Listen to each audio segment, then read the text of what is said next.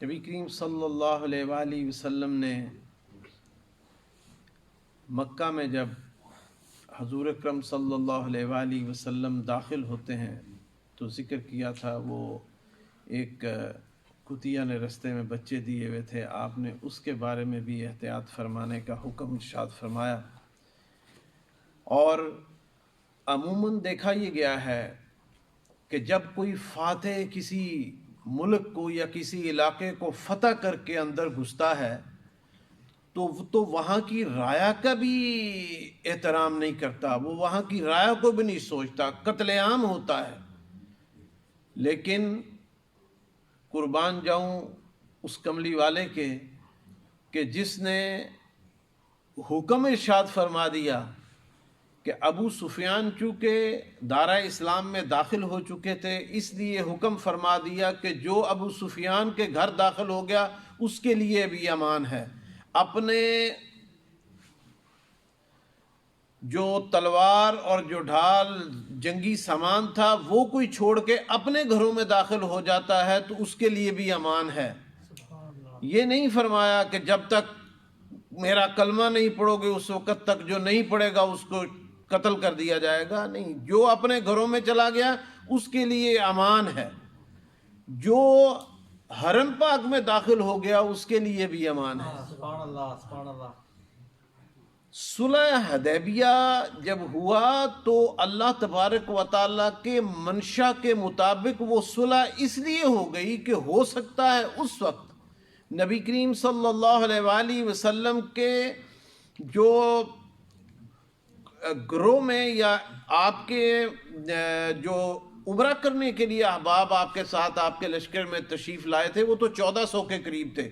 ہو سکتا تھا کہ اس وقت اگر آپ کوئی اٹیک کرتے، جیسے کہ اس وقت یہ ہو گیا تھا، ایک مشہور ہو گیا تھا کہ جب حضرت عثمان رضی اللہ تعالیٰ عنہ کو آپ نے بھیجا ہے کفار مشرکین مکہ کے پاس، تو یہ مشہور ہو گیا کہ وہ حضرت عثمان رضی اللہ تعالیٰ عنہ کو قتل کر دیا گیا، نعوذ باللہ شہید کر دیا گیا۔ تو آپ نے ارادہ فرما لیا تھا کہ ہم اٹیک کریں گے، لیکن اللہ تبارک و تعالیٰ کا حکم چونکہ نہیں تھا تو حضرت عثمان واپس تشریف لے آئے تو وہ معاملہ ٹل گیا۔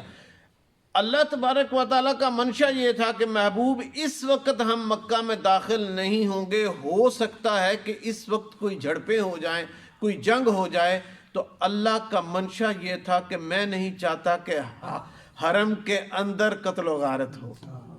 تو جب دوبارہ سرکار دو عالم صلی اللہ علیہ وآلہ وسلم تشریف لائے ہیں تو 12,000 کا لشکر تھا، اور کفار مکہ نے تردد ہی نہیں کیا کہ آگے ہو کے جنگ کریں۔ سرکار دو عالم صلی اللہ علیہ وسلم نے 4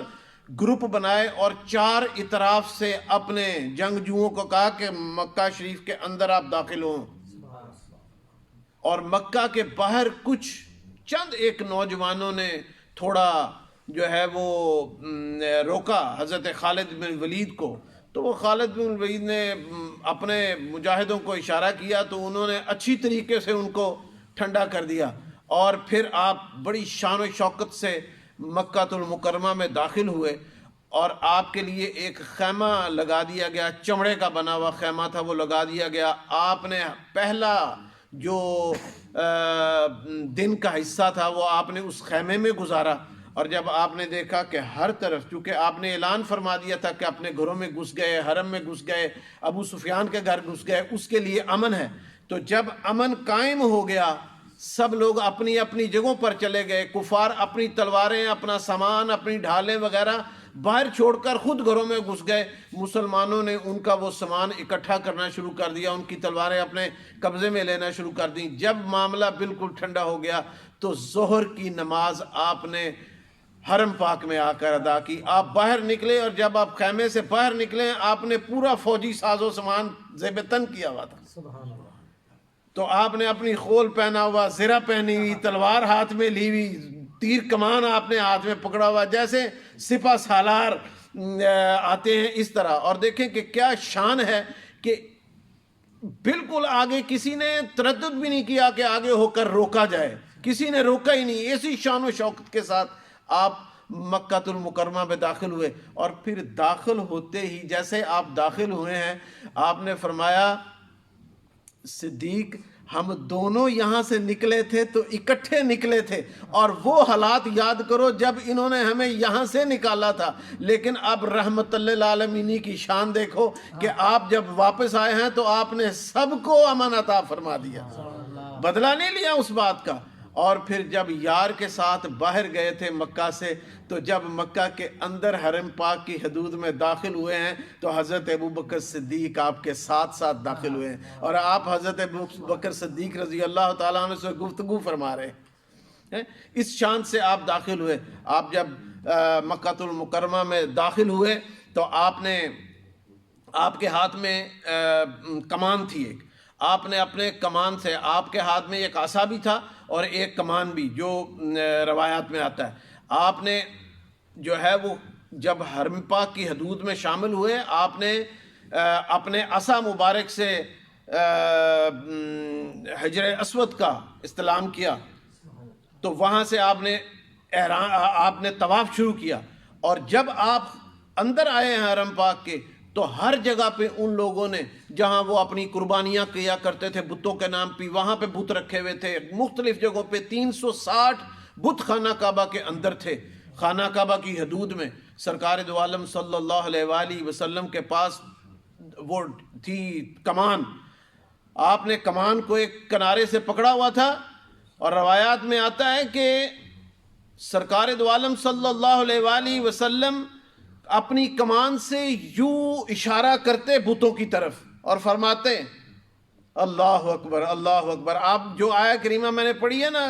آیہ کریمہ میں نے عرض کی ہے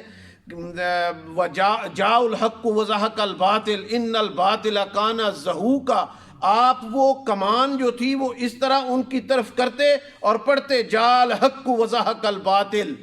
حق آ گیا اور باطل مٹ گیا، اور باطل کو مٹنا ہی تھا۔ آپ یوں کمان کے اشارہ کرتے وہ بت الٹا ہو کر گر جاتا۔ آپ تشریف لائے، آپ نے اپنا طواف شروع کیا، ظہر کا ٹائم ہو گیا، آپ نے حضرت بلال سے کہا کہ بلال چڑھ جا خانہ کعبہ کی چھت پر، اور چھت پہ چڑھ کر اذان دے۔ حضرت بلال رضی اللہ تعالی عنہ جو ہیں وہ چھت پر چڑھ گئے اذان دینے کے لیے۔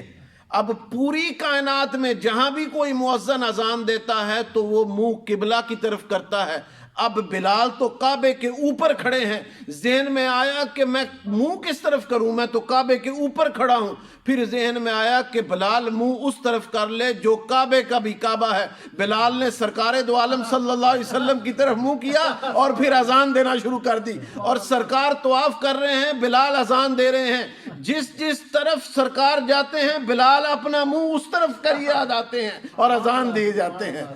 اللہ اکبر۔ صحابہ کرام نے جب یہ جذبہ دیکھا اور یہ شان دیکھی، تمام صحابہ 12,000 صحابہ جہاں پہ موجود ہوں، اور انہوں نے نعرہ تکبیر لگائی، اور پھر بعد میں 12,000 صحابہ نعرہ تکبیر کے نعرے بلند کرتے رہے، اور اس شان و شوکت سے پھر کعبہ کی چھت پر ایک ان کا بہت بڑا بت تھا۔ یہ سارے بت جو ہیں، یہ روایت میں آتا ہے کہ یہ سارے بت انہوں نے جو باہر رکھے ہوئے تھے وہ قلی کے ساتھ زمین پر لگائے ہوئے تھے، اور جو کعبے کے اوپر بت تھا وہ انہوں نے لوہے کی کیلوں کے ساتھ جڑا ہوا تھا۔ حضور اکرم صلی اللہ علیہ وآلہ وسلم نے ارشاد فرمایا علی ادھر آ۔ علی پاس آئے۔ حضرت علی المرتضیٰ شیر خدا فرماتے ہیں کہ میں نے سرکار دو عالم صلی اللہ علیہ وسلم سے عرض کیا کہ حضور آئیں، میں آپ کو اپنے کندھوں پہ اٹھا لیتا ہوں، آپ وہ بت جو ہے وہ توڑ دیں۔ حضرت علی المرتضیٰ، یہاں پر 2-3 روایات ہیں، میں ایک روایت میں یہ آتا ہے کہ حضرت حضور اکرم صلی اللہ علیہ وآلہ وسلم نے جب علی کو بلایا تو بلا کے بٹھایا علی بیٹھ جا۔ جب علی بیٹھ گئے تو آپ نے حضرت علی المرتضیٰ شیر خدا رضی اللہ تعالیٰ کے کندھوں پر چڑھ کے علی کو کہا کھڑا ہو۔ ایک یہ روایت آتی ہے۔ دوسری روایت یہ آتی ہے کہ حضرت علی المرتضیٰ نے نبی کریم صلی اللہ علیہ وسلم سے فرمایا کہ یا رسول اللہ آپ میرے کندھوں پر سوار ہو جو ہے وہ آپ میرے کندھوں پر سوار ہو جائیں، لیکن نبی کریم صلی اللہ علیہ وسلم نے فرمایا نہیں علی، تو میرے کندھوں پر سوار ہو جا، میں تجھے اٹھاتا ہوں۔ لیکن پہلی روایت میں جو ذکر آتا ہے نا کہ حضرت علی المرتضیٰ شیر خدا کو حضور اکرم صلی اللہ علیہ وسلم نے کہا بیٹھ جا، میں تیرے کندھوں پہ چڑھتا ہوں تو کھڑا ہو جا. تو اس روایت میں یہ آتا ہے کہ حضرت علی حضور بیٹھ گئے آپ کے کندھوں پہ، اور جب حضرت علی کھڑے ہونے لگے تو پھر حضرت علی سے کھڑا نہیں ہوا گیا، اور پھر آپ جو ہے وہ آپ نے کہا کہ نہیں علی اب تو بیٹھ جا، میں تجھے اپنے کندھوں پہ اٹھاتا ہوں. میں اس بات کو ذرا تھوڑا سا، اس روایت کو میں تھوڑا سا جو ہے وہ پس پشت ڈال کر دوسری روایت کو زیادہ اہمیت دیتا ہوں، اس لیے کہ وہ علی جس نے اپنے ایک ہاتھ سے قلعے کا دروازہ اٹھا کر، جکڑا ہوا دروازہ اس کو ہلا کر 40 گز دور پھینک دیا ہو، اس علی کو کہا جائے کہ آپ نبی کریم صلی اللہ علیہ وسلم کا وزن نہ اٹھا سکے، میری زبان یہ گوارا یا میرا ایمان یہ گوارا نہیں کرتا. بہرحال حضرت حضور اکرم صلی اللہ علیہ وآلہ وسلم نے علی المرتضیٰ کو اپنے کندھوں پر اٹھایا، تو اپنے کندھوں پر اٹھا کے جب علی نے وہ بت توڑا تو بعد میں صحابہ کرام رضوان اللہ مجمعین نے حضرت علی المرتضیٰ سے پوچھا، علی جب تجھے سرکار نے اپنے کندھوں پر اٹھایا تھا تو بتا اس وقت تیرا کیا حال تھا؟ آپ فرماتے ہیں کہ جب سرکار نے مجھے اپنے کندھوں پر اٹھایا اور مجھے اونچا کیا وہ بت توڑنے کے وقت، تو میں چاہتا تو اس وقت عرش کے پائے پکڑ لیتا، اتنی بلندی میں نے اپنے آپ میں محسوس کی. تو کعبہ کی چھت کیا چیز تھی؟ سرکار دو عالم صلی اللہ علیہ وسلم نے کعبہ سے تمام بتوں کو توڑا. اس کے بعد کعبے کا دروازہ کھولا گیا. وہ چابی لے کے آنے والا بھی ایک جو ہے وہ تھوڑا سا ٹائم نہیں ہمارے پاس ورنہ ذکر کرتا. چابی آئی، بہرحال دروازہ کھولا گیا. دروازہ کھول کے اندر مختلف تصاویر بنائی ہوئی تھی. حضرت ابراہیم علیہ السلام کی انہوں نے، کفار نے اپنی تصویریں بنائی ہوئی تھی. اپنے طریقے سے آپ نے اندر سے بھی سارے بتوں کو صاف کیا، اور پھر حکم فرمایا کہ اندر سے ساری تصویروں کو دھو دیا جائے. تمام صحابہ کرام زمزم کی بالٹیاں لے کے آتے رہے، اور نبی کریم صلی اللہ علیہ وآلہ وسلم نے خانہ کعبہ کو غسل پاک دیا، اور پھر صاف کر کے کلیئر کر کے مسلمانوں کی عبادت کے لیے آج تک وہ اسی طرح مسلمانوں کی عبادت گاہ ہے. اللہ تبارک و تعالیٰ سے دعا ہے کہ یا اللہ جو ہم نے کہا اس کو اپنی بارگاہ میں قبول فرما، اور ہمیں ہمت اور طاقت عطا فرما، حق کہنے کی توفیق عطا فرما.